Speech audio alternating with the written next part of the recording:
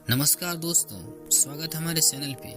अगर हमारे चैनल पे पहली बार आए हैं तो चैनल को सब्सक्राइब कर लें। आज मैं आपको टाटा के संस्थापक जमशेद जी के बारे में बताऊंगा।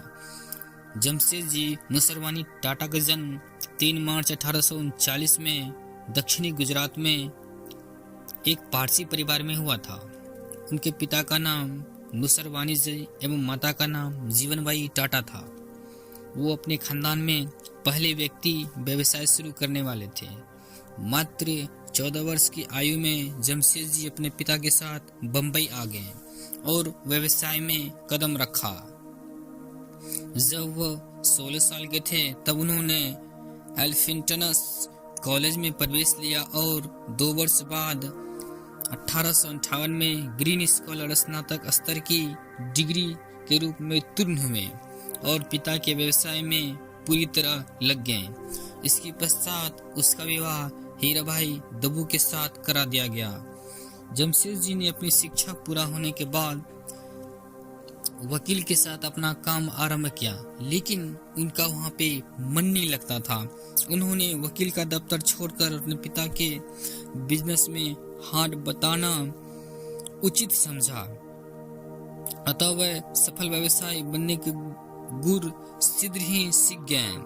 उन्होंने अपने व्यापार की बारीकियों को समझा। व्यापार के प्रति अपने बेटे की लगन और कर्मठता को देखकर नसरवानी जी बहुत प्रसन्न हुए। अब वो अपना व्यवसाय भारत से बाहर फैलाना चाहते थे।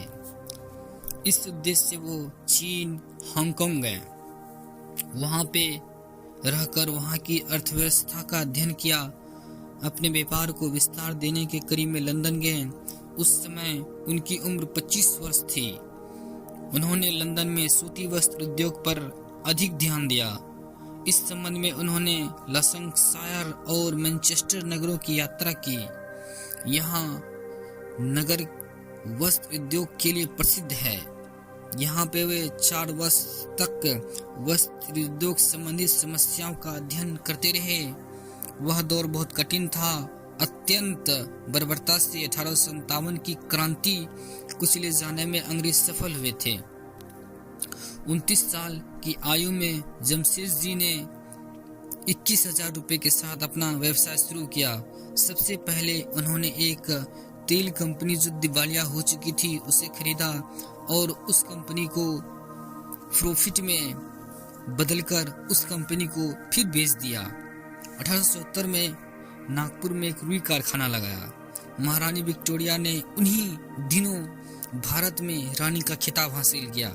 जमशेद जी ने भी वक्त को समझते हुए उस मिल का नाम इंप्रेशन मिल रखा, मतलब महारानी। औद्योगिक कार्यों को जमशेद जी यहीं नहीं रुके।